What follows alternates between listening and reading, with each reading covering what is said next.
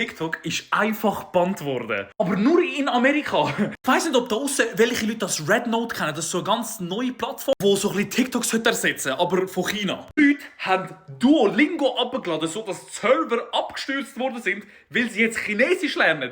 Sie gehen auf die App und vergleichen miteinander, was sie für Sachen haben, was aber Europa oder Amerika nicht hat. 170 Millionen Leute einfach auf einen Schnips nicht mehr auf dieser Plattform.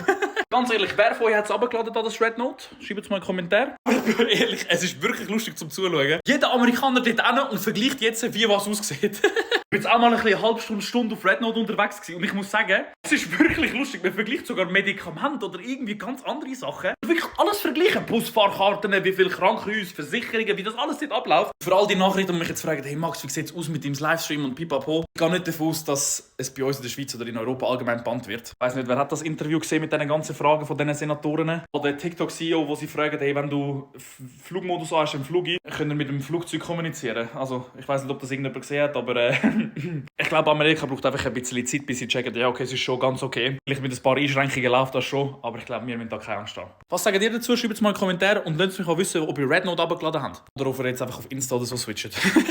Ein guter Punkt. Folgt mir auf Insta. Da könnt ihr mir so Sachen schreiben, dann kann ich das vielleicht auch mal als Videoidee brauchen, falls ihr mal eine Videoidee habt oder so. Für euch fühlen, danke vielmals. Ihr seid die Besten. Bleibt so, wie ihr seid.